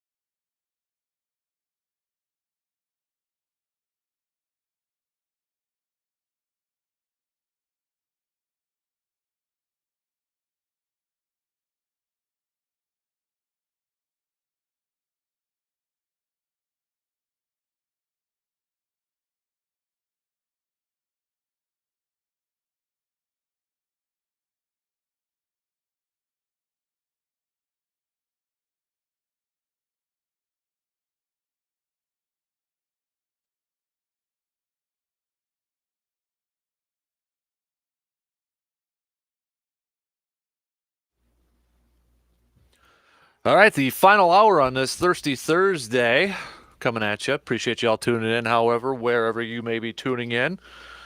Shout out to a couple people tuning in from Phillips, Wisconsin, it looks like, on our texting line there, going a little bit up north, maybe doing some fishing. We're going to be talking with Jake Bolks, our DNR friend, coming up in about 20 minutes.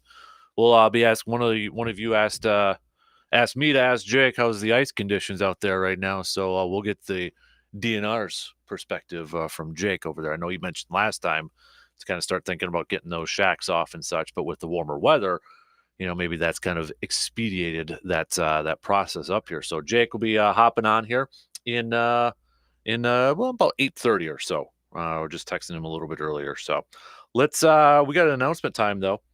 We've got Mike back in from Mike's Star Market. How you doing, bud? Let's get that mic a little closer there to you there. Good. How are you this morning? I'm not bad. Sounds like you guys have been really busy. Yeah, we've been slightly busy doing stuff. That's for sure. Fun stuff though. Oh yeah, of course, fun stuff. How was hunting season? Was it pretty busy? It was huge. It's busy. Yeah. It's kind of like it's not done. People still keep bringing us venison, so it's like it really never ended. I didn't realize until I think it was this last time we did talk to Jake, because there was like Eau Claire County, you could still bow hunt. I think it was until the end of January or something like that. All the way up to the end of January. We didn't get a lot during that time, but they still kept coming in, and now people just keep bringing trim in. So it probably ends. Throwing it in the freezer. Then they finally are getting to it a little bit here and taking you over there. So, oh no, yeah, you're right. It never ends. So I one time I was in there too. You guys not only do that, but like people will bring in fish too, right? One time we smoke fish for people too. If you ask us, they'll bring it in. Nice. Takes me a while to do that, but I fit it in. I got a little smoker. I do that in. Nice. It's kind of just for fun. So sweet. Well, you dropped off some packages here too, but the one thing, because we've had a couple people ask, what brats are you guys making? Did we find that out? Well, they're now available at Mike's Star Market. Yeah, 4 flavors. We got 4 flavors available there. Yeah. So we got the Man Cave Lights. Man Cave Light turned out good. Yep. We got the Taco Brat, everybody, which is pretty basic. Then we got, what's the other one? You got to speak up. Sarah's got to speak up. Sarah came with me today. She's a front end gal, and she loves this stuff. He is like throwing you under the bus right now. Holy moly. So was it dill and pickle and cheese? Dill, pickle, and cheese. Yep. And bacon. And bacon in it. Yep. That one turned out, I thought, really good, which was really odd. I don't like pickles, so yeah. I know I'm a weird. That was a popular one. Like a lot of people put dill and pickle in there. I'm like, yeah, that's interesting. And then the other one, the jalapeno bacon one, that one turned out really good too. So they're all there at Mike's right now. Yep, we got a whole section in the freezer for you. Nice. So everybody's got to go over there and we'll pick up some brats here. And brats. Weather's actually been nice, so you can grill out and that sort of stuff. Yeah, we've been selling a lot of brats. And then we got some snack sticks here too. It's the sausage pizza flavored snack that's sticks. The Italian sausage flavored one with mozzarella cheese. Yes. Yep. Nice. You got to have cheese on of course. Pizza. Right. We're in Wisconsin. That's like exactly. It's not really a condiment. It's like a staple. Right. It's like water. Yeah, exactly. Kind of like beer, water, cheese. Kind of goes in that order. Perfect. Maybe the other way around. And then you got the garlic parmesan, which was a popular one on there too with our nominations when we put the snack sticks on there. We had quite a few people putting garlic parmesan. Garlic parmesan. That was an interesting one. I guess I never thought of that over my career, putting garlic and parmesan in a stick. I mean, we put garlic in a stick all the time. That's easy. But parmesan. So I don't know if like people were, because you see it like on bags of chips. So I don't know if people were like going down a chip aisle and saw that flavor or something like that, or wings or garlic parmesan or just parmesan. I don't know, but I don't know. Creative people we have out there listening right now. It made it kind of interesting. We kind of chuckled and we looked at each other and went like, "How are we gonna do this?" Yeah. Well, you did it. I do that a lot with Sarah. I'm like, how are we going to do this? We did it. You did it, though. So this is going to be fantastic. And the best part, too, is like when we were first talking about this with you guys leading up to it, and it's to help out Backyard Dreams and the kiddos, too, with these sales for the brat packages, too. Yeah, that's the most exciting part about it, at least for us. At least we're helping somebody and people get to try our product. Yep. Because we're going to be doing something with baseball with the youngsters coming up here too, so it's like perfect timing. I mean, we got spring training starting next weekend already. Games starting already next week for the Brewers for spring training. So baseball season's right around the corner. First, we start racing season, though. Oh, that's right. Daytona. Daytona's coming up here. Yeah. Give me a little insight. Who's your pick for Daytona? I have no idea. really don't. That's kind of like a weird race. You never know if you're there at the end. The restrictor plate race, right? Yeah, everybody runs in a pack and they crash like 30 cars, and then it comes down to like the last lap shootout, basically. Yeah. So did I see Jimmy Johnson's racing coming back? Yeah, from this? Come back, I guess, this year, driving for a different team. Mm-hmm. So we'll see how that shakes out, I guess. So who was your favorite racer growing up when you were a kid? It'd be Dale Earnhardt. Dale Earnhardt? Yeah. It was just his anniversary the other day of winning the 500. We were doing our sports this day in history in 98. Yep. So took him a few tries to get there. Was it 20? I think they said 20th time. 20th time over there. Yep. So the Intimidator. Yep. It's kind of weird. I was really hoping like Junior would have. I mean, Junior had a good career, but I was always like a Junior fan as a kid. Yeah. Because the different age sort of thing in there. But age. But I would always watch the 500 as a kid. It was like one of those, like, I wasn't a big racing fan, but it was like when it was the 500, everybody watched it. Well, that's because they start out the year with that. It's like their huge race. They start out, other sports finish the year with everything. Racing just like, we're just going to start off big, and see what happens, and then we'll worry about things later. Now, I know you are involved a lot with the local tracks. Did you used to race? Do you still race, or do you help out with? I used to race. You help out with the cars now mostly? Yeah, I work on a couple cars. Yeah. Is that like one of your panels right there that we got over here? Yes, it is actually. Right. I think so. That was Josh's. That's Josh Smith. Yeah. Yep. I help Josh and mainly help his brother Jake. Gotcha. So, yeah, they dropped that off. I think that was a couple of years ago over there. But yeah, we got. Do you want some more? I have a couple more. How big are they? They're about they're a little bit bigger, same size. We got some more room in here. I can get those for you. Probably got a couple spoilers laying around from some other people. Could almost put a car together, really. That'd be kind of cool. No. Awesome. Well, Sarah would like to know. She wants to do that. Yeah, right. I mean, maybe we can, because you do car shows too sometimes at Mike's. Yeah, we have car shows. Mm-hmm. We do the car cruise. Yep, for sure. That was in conjunction with the Festival of the Pines. Okay, but we still did them even when the Festival of the Pines wasn't doing it. So they start out roadside down below the hill. They have a car show there during the day, and then they head up to our shop where they grill out and park their cars and just kind of chill for usually a couple hours, depending on the weather. Right. If it's going to rain, they're not there long, and I don't blame them. Yeah. But we have a big parking lot, so they just all line up and awesome trophies and stuff like that. So sweet deal. Kind of fun. Yeah, absolutely. All right, so we got the brats that are available again. The 4 flavors: Man Cave Light, which I know a couple people have already tried and they said it was really good. We got the taco brat. We got the dill pickle and cheese and bacon, and then the jalapeno bacon. Jalapeno bacon. Yep. Jalapeno was a popular pick. Like a lot of people picked jalapeno cheddar, but you already have that one there too. We already have that one. Yeah, we make a jalapeno. We made a jalapeno cheddar. Mm-hmm. We just never thought to put bacon in because we put bacon in so much other stuff. Right. So, I mean. That's like the 4th food group there. Yeah. Sarah's like her food group is like bacon number 1. Bacon number 1? She'll tell you that. Or she won't. She won't. Wow. She's never this shy at work. I'm glad I'm not going to be in the car with you after this is done with. We didn't ride together. We were separate.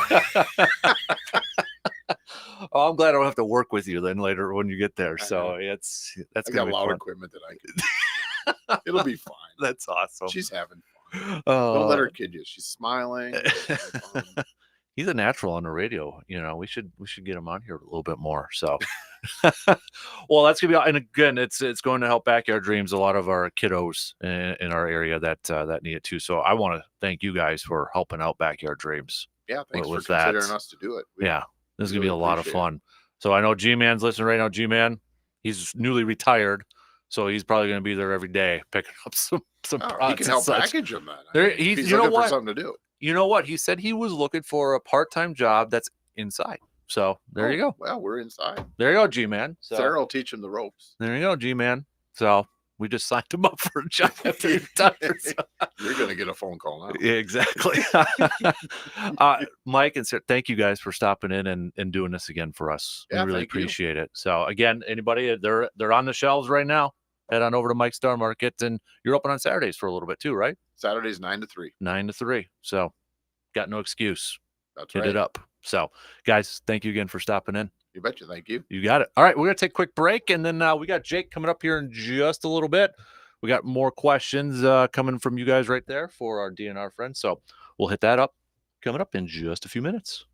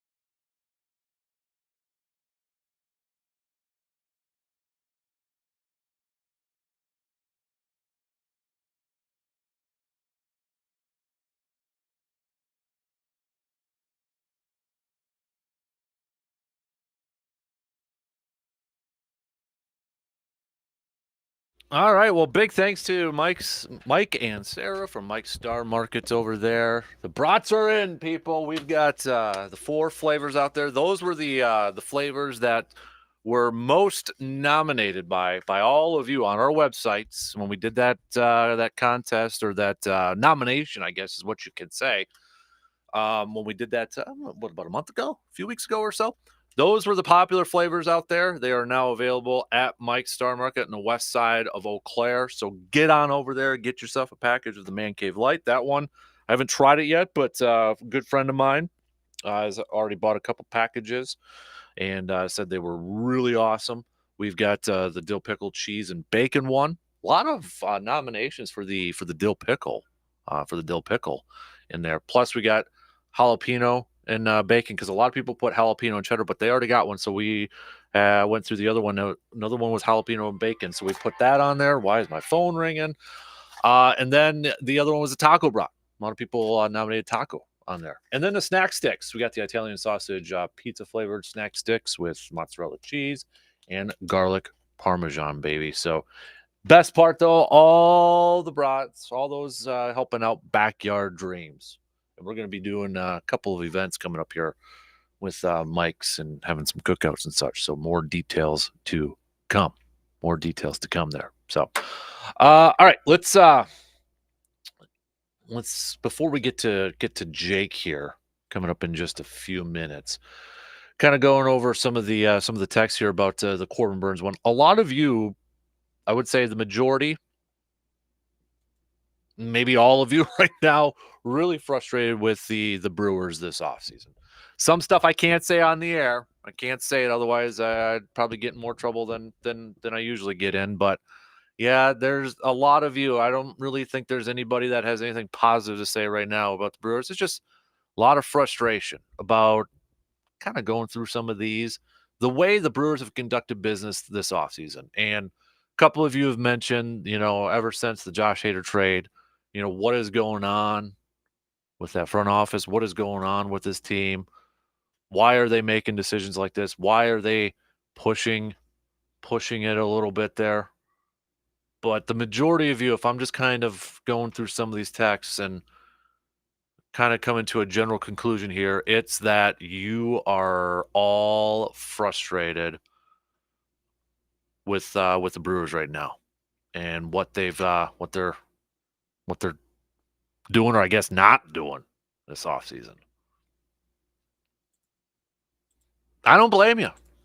I'm a little down too. I think I'm like a lot of you, that I thought they were going to be a little bit more active this offseason. Maybe take advantage of the Corbin Burns and Brandon Woodruff still getting by fairly cheap compared to other starting pitchers' salaries and contracts and such, but apparently that's not the case. MLB.com has they picked a most interesting player at each camp, at each spring training camp for these teams here. For the Brewers, they had Garrett Mitchell. They picked Garrett Mitchell. They're a little right up here about Garrett Mitchell. The first of a wave of current top prospects to reach the big leagues with the Brew Crew. Mitchell had a strong 311, 373, 459 slash line and 68 plate appearances last year, albeit with a 41.2% strikeout rate. Can he cut down on the Ks and solidify himself as a everyday center fielder, and in what will be a much different looking outfield mix in Milwaukee this season? So that's who they put out there for the most. I like how they termed it most interesting guy in each camp, not player, guy. Leading up to these seasons, I always like looking at some of these articles. Some of them I think are kind of interesting, and some are like, okay, now you're just grasping for content here. But a couple days ago, too, if you didn't notice, they also did 5 hitters who are poised to break out this season. And one of them, Dalton Varsho. We all know Dalton, right? So far, Varsho has been notable mostly for his ability to catch and play in the outfield, as well as his excellent speed. but 2023 may be the year we see a breakout campaign from him at the plate with his new team, the Blue Jays. Toronto wanted a left-handed bat to add to a heavily right-handed lineup, and the Jays may have swung that deal at just the right time. That's because Varsho ended last season with a pretty impressive show of power, hitting 11 of his 27 homers of the year in the final 38 games, and he stands to be one of the greatest beneficiaries of the new infield shift rules.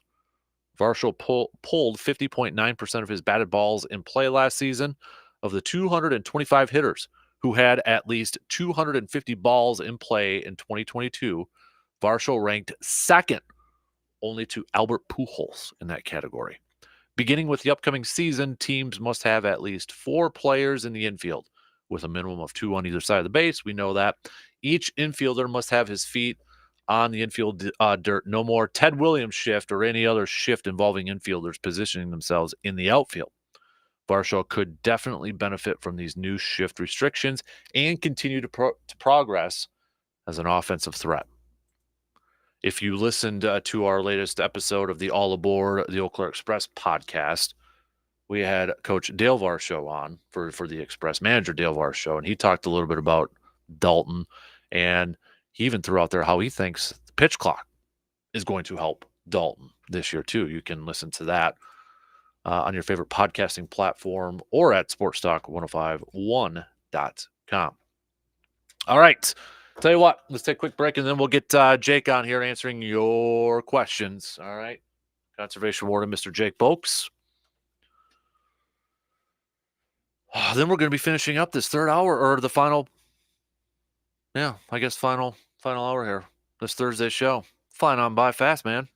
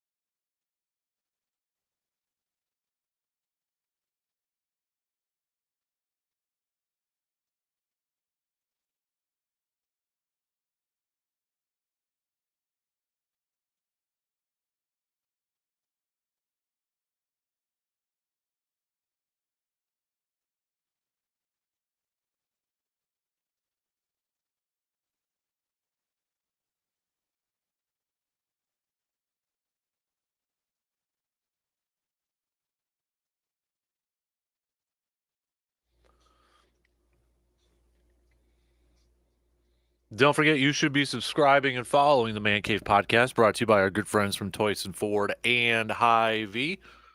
Find it on your favorite podcasting platforms like Apple, Spotify, Google Stitcher, or at sportstalk1051.com. And while we're adding some podcasts, more podcasts to our family, we got the Eau Claire Express one that's up there, as we were just mentioning, and then Chip with Steel podcast as well. You can check those all out on your favorite podcasting platforms or at sportstalk1051.com. It's time for our Outdoor Tidbits with Mr. Jake Polks.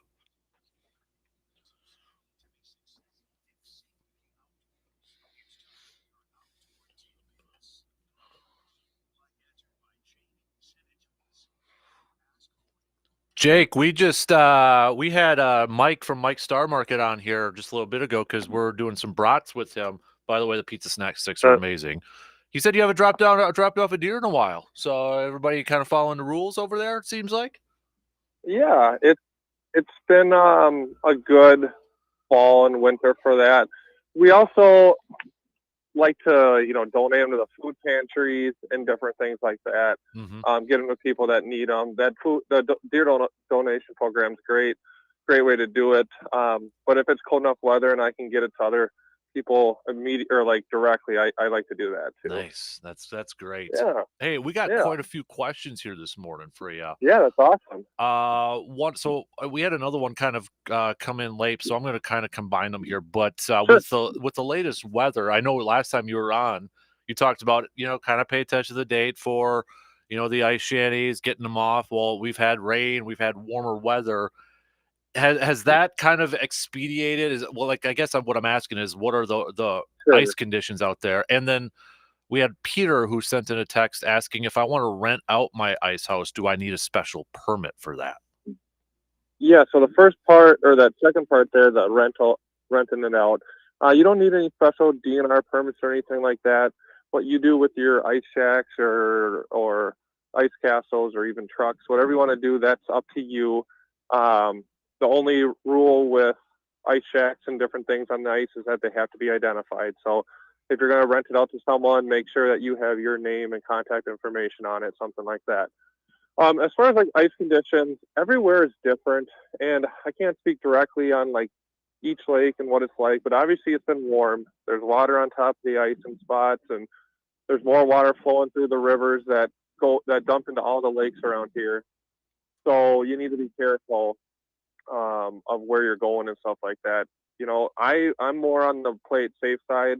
If I had a bigger ice shack or if I was planning on driving a truck, I would very much do a lot of your own research, drill some holes and figure out what the ice is like before going out there. But it doesn't hurt to take it off. You can always bring it back on if we go through another cold snap.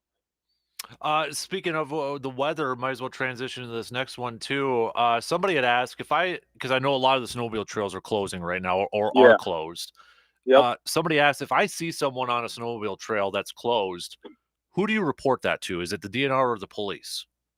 You can do both, or you can do either or. It's always nice if you have the number for the local warden or you want to call our DNR tip line. That works out perfect because the sheriff's department will end up calling us. So if you want to call the DNR, our tip line, that's the best option. And then if you know your local warden, give him a text or her and give them a call and say, hey, I saw, let's say we saw some guys on the closed Eau Claire County trails, tell me where and when, and if I'm in the area for sure. But if you can't get a hold of the DNR, reporting it to the sheriff's office is just as good because they might have a deputy patrol in that area of the county and they might be able to get there quicker, or they'll just give us a call too. So it's another way to get it to us, get the info to us. Because if you call the sheriff's department, they'll get a hold of us too. Okay. So both work. At the end, both work. Just depends on what you want to do. Gotcha. Okay. And this one was kind of I thought I liked this. I thought it was kind of random, but it's a good question. I thought, and I never thought of this, to be honest with you. But somebody had asked, is it illegal or legal to shoot a smoke phase or albino turkey? Yeah, so it's legal. The only animal that you can't harvest that's an albino is a deer. So if you're out squirrel hunting, you see an albino squirrel. Same with rabbits and fox or whatever, in this case, turkey, yeah, you can definitely, if you have an opportunity to harvest one, they're legal to harvest. As long, I should preface it with, if it's a spring season, it's got to have the beard or, the appendage coming off of it, the bristle-like appendage. Have you ever seen anybody harvest one? No, I got a call one time of one that's wandering around southern Eau Claire County, and when I went and checked it out, it was very obviously a domesticated turkey. Gotcha. That had got away from somebody's hobby farm. Okay. So, because there are a lot of hobby farm turkeys that are, they look like a regular turkey, but they're whited out or smoke phase or different variations of, the colors. And sometimes they get out just like feral pigs, which we talked about. Sometimes it's just a pig that got away. It doesn't necessarily mean it's feral. Yeah. And, those smoke phases, it's not completely white. They're really cool looking turkeys too. They're neat. Any variation can be pretty neat. I don't see a ton of them. I haven't seen a lot. I do a lot of turkey hunting. I talk to a lot of turkey hunters. I haven't seen a lot of them in Wisconsin. Don't see many on social media, but they're there. And, if you have that opportunity, it's definitely one that's worth harvesting if it's, your legal season and it fits the parameters of the regulations and the hunting seasons. Yeah, definitely. So if you got an albino hen running around, you can't just plug it in the spring because it's albino. Right. That's a good point. That's a good note there too. So, and that's, spring season's coming up here in just a couple months too. So I got to put in my vacation for that yet. I got mine set up a little bit. So that Thursday morning, depending on if I'm lucky Wednesday, we'll see if I'm on the phone with you or not. Well, hey, I might not be here either. You might have to just talk to Bob or something like that. I might be in the woods. So right. Locally, I know weather's kind of been all over the place too. So Jake, do you have to drive? I know I asked you this before. Do you drive out on the ice and check out, or do you take the wheeler? It depends. It's just, I kind of have the same thoughts and preparations just like everyone else is. I got to look and see if it's worth driving my squad out there or not. Otherwise, I have my snowmobile or my ATV that usually in the later season or earlier season, I'll rip around on that.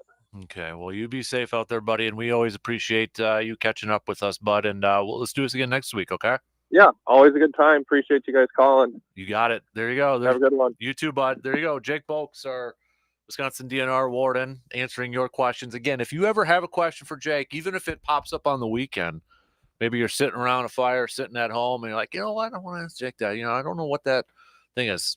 Text it on over. We'll save it. Okay. We'll save it and make sure we ask Jake for you, because how many other chances are you going to be able to ask DNR warden a quick question over there? So, like the turkey one, that was good. I never even thought of that. Now I kind of want to find a smoke phase one. Those are really cool. If you haven't looked them up, Google them. Yeah, it's really cool. All right, tell you what, we'll take our final break here. Last call for anything. We're going to do a Thirsty Thursday coming up. If you want to do any last second Thirsty Thursday shout outs, hit me up with a text, 715-830-1912 on that Shoe Doctors bullpen line. Flew by this morning. I love it. Hey, the Rogers Pool. Anybody want to get in? Pick a date.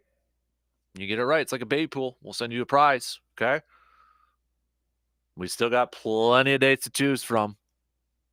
Text those babies on over, all right?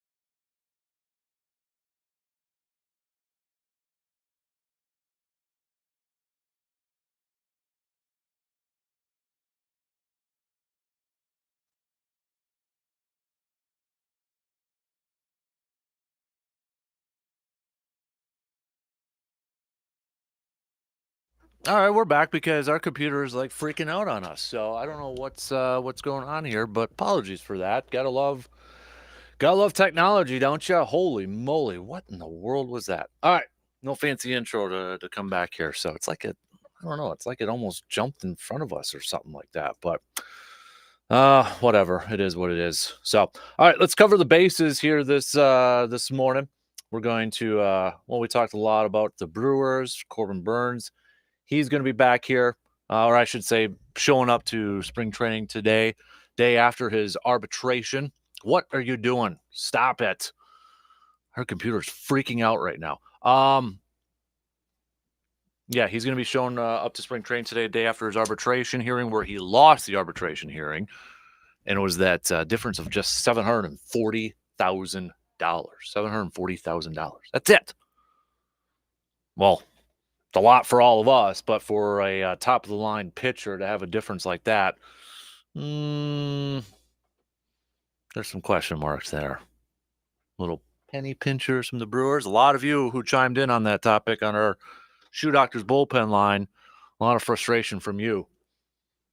A lot of you believe that's just another example of the Brewers unwilling to maybe spend some more money this year. I don't think you'll get a lot of arguments from other Brewers fans on that. We talked some Aaron Rodgers. You heard the James Jones clips that we played. He was on K Adams show up in Adams yesterday. Won't replay them, but to kind of sum it back all up, he thinks Aaron will be back in Green Bay. He also hopes he will be in Green Bay, retire as a Packer. He believes Aaron wants to win another championship with Green Bay. He believes Green Bay has the roster to do so. As long as Aaron's still on that team, just kind of paraphrasing, summing it all up, that sort of thing. The question I had thrown out there was, you look at the NFC and you look at the quarterbacks and some of the teams, and you're looking at it like, okay, the NFC South, every team in there might be looking for a new quarterback. Maybe not Atlanta. They may want to see what they've got with Desmond Ridder. And I know Tampa Bay's got Kyle Trask and that. Saints are looking for a quarterback. Carolina is going to be drafting a quarterback. Then you got the NFC West. Seattle's going to roll it again with Geno Smith, but I think you have to ask, okay, is that going to be the real Geno Smith going forward, or is this going to be a one-year flash in the pan sort of thing? And then you got, sticking in that division, Kyler Murray is going to be missing a big chunk of the beginning part of the season. What are the 49ers going to do? Is it going to be Brock Purdy? If it is Brock Purdy, can he do what he was doing at the end of this past year? Our team's going to figure it out. Is it Trey Lance? Do we know what Trey Lance can do yet? Great team all around, great defense, got some great offensive skill position players, but a little bit unknown with the quarterback. The NFC East, you still got Philly there. Philly's going to be, eyes on them. Washington, we don't know who their quarterback's going to be. Dallas, Dak Prescott, questions surrounding him. Giants, Daniel Jones, kind of like Geno Smith. Okay. He had a good year in a contract year. Is that the real Daniel Smith, or was that, like we've seen a few times, guys balling out in a contract year, get a big contract, then maybe come back down to earth? NFC North, Justin Fields with Chicago. Chicago got a lot of cap space. Are they going to be a Super Bowl contender in year one? If I were picking, probably not. Detroit, it's going to be a popular pick this year to win that division, and they ended the year on a high note. They had a good season this year, but there's always talk about replacing Jared Goff. He had a good year this year, though, too. I can't see them bringing in another quarterback to replace him this year. Minnesota, over there, you've got, Kirk Cousins, talented team, a lot of talent on there. But there's a lot of people that still don't buy into Kirk Cousins. And then you look at the AFC, Justin Herbert, Patrick Mahomes, Joe Burrow. You want to go Russell Wilson. I know I'm going to be missing some people on there. You've got if Deshaun Watson ever gets back to what he was doing with Houston, he had a down year with Cleveland in his limited time this year. Trevor Lawrence went to the postseason this year. They're going to get Calvin Ridley. Remember, kind of forget, Jaguars traded for Calvin Ridley before the deadline when Calvin Ridley was suspended this past year. So you're giving Trevor Lawrence another weapon there. Kenny Pickett going into a second year. Lamar Jackson, I'm assuming that he's going to stay with Baltimore. You look at it, Josh Allen, I mean, for crying out loud, the AFC's got deeper talent at that quarterback position. So my question was, if you are the Packers, do you look at that and say, all right, you look at the NFC quarterback situation, some of the teams there, do we keep Aaron for one more year because we know what we got with this guy? We know what we can get from him. We know what to kind of expect. Try to take advantage of a weaker, quote, weaker.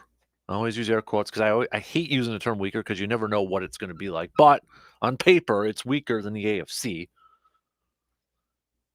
Do they look at that and say, let's take advantage of a weaker NFC, try to go for this for one more year with Aaron at the quarterback position. See if we can get through this NFC. We feel like we can get through the NFC if we've got Aaron as our quarterback because of the other talent there. I mean, Philly's still going to be a good team. San Francisco is going to be a good team. Minnesota's going to be a good team. I think the Brian Flores hire a defense coordinator is a huge hit. But they got some cap stuff they got to figure out as well. I do wonder, like, if we were doing like a press pass, would that kind of factor into their thinking here a little bit? I've been back and forth on this thing, whether I think Aaron's going to be back or not with Green Bay. I think he plays this year. The question is more so, is he playing in Green Bay or not? A week ago, 2 weeks ago, I really felt like he was playing elsewhere.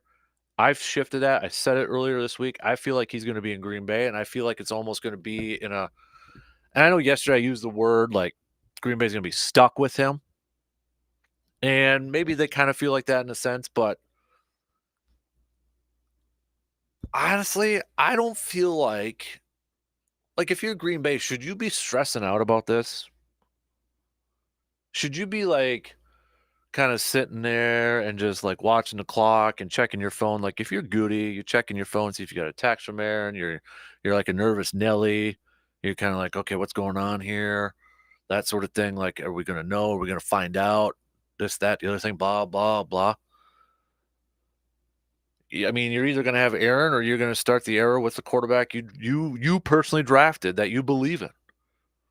Like, I don't feel like Goody's like necessarily like sitting on pins and needles with this thing. I feel like he's going to be comfortable with any decision or any outcome. Maybe he has a preference in one way or the other, but I guess that remains to be seen. Bucks taking on the Bulls tonight, 6:30 tip time. You can catch that game on the radio dials, 105.1 FM and 790 AM. This will be the last game before the All-Star break here. After tonight's game, the next regular season game will be at home against Miami next Friday. And then they got that Phoenix game the following Sunday. That should be a good ticket there in Milwaukee. Then they close out the month of February with the game against Brooklyn. So then it's a full-fledged March, a few games in April, and then we're talking postseason already for the NBA. How about that? It's going to be here. What else do we got? What else did we kind of chat a little bit? Oh, we got to do a Thirsty Thursday. Let's do a Thirsty Thursday here.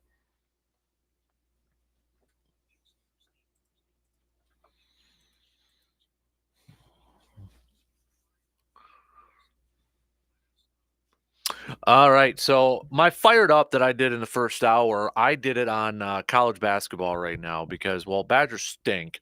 So I'm kind of looking at it from a whole, from the whole picture thing. And I think it's, I've been enjoying this season, seeing different teams in the mix. Alabama, newly minted #1. They lost to Tennessee last night. We're going to have some more shuffling. Northwestern got another win against a ranked opponent. I mean, all that fun stuff. I'm going to narrow it down for my Thirsty Thursday and give a shout out to Marquette, to the Marquette Golden Eagles basketball team. Last night, they also got a big win against Xavier. by 1 point in a battle for the number 1 spot in the Big East Conference. With that win, Marquette now holds a 1.5 game lead over Xavier, over Providence, over the Blue Jays of Creighton. So I'm giving a Thirsty Thursday shout out to Marquette for the season that they're having so far. Conference play, they're 13-3. Overall, they're 21-6. 11th ranked team in the country right now. Shaka Smart and the job that he has done, his second year now with Marquette? Unbelievable. So my Thirsty Thursday, I'm giving a shout out to Marquette because we can't do it with the Badger basketball team. They did get a win the other night, I get that, but Marquette doing it well. So, all right. What other stuff do we got on here? Anything? Oh yeah, I mentioned this a little bit earlier, but Justin Fields, speaking of the Bears and such, he made it known that he wants a dome. He wants a dome. Talking about it on Pardon My Take podcast. I hope we get a dome. I don't care if we're at Soldier Field. I don't care if we're at Arlington Heights. I hope we get a dome. It's very difficult to adjust to it, talking about the weather, and especially with the wind. That's what I found out. That's what it's all about, is the wind. It can be cold. It can be 10 degrees, but with no wind, you're fine. But with that 15-mile-per-hour wind, that 20-mile-per-hour wind, you can't fight it. It's tough. When it's that cold, you have to bundle up. I feel way slower in that cold. It's hard to stay warm in that weather. I would really like to know, if you are a Bears fan and you just heard that from your quarterback, what's going through your mind? What's on your mind? What are you thinking? Maybe some of you are like, yeah, I agree with them. I want Chicago to have a freaking dome too. Or maybe some of you are like, dude, come on. Because my first thought was like, oh, does that mean he's not going to be sticking around Chicago for the long haul through his entire career if he doesn't like the weather? I mean, that might be a little bit, getting too far ahead of ourselves there. But also, speaking of the NFL world, you see who might be coming back to the NFL? Rex Ryan. He emerges as Broncos' top defensive coordinator candidate under Sean Payton. Might get Rex Ryan back in the league. Interesting, because it's been since, I think, 2008. No, it's not been 2008. Well, defensive coordinator since 2008. He was a head coach after that. That's right.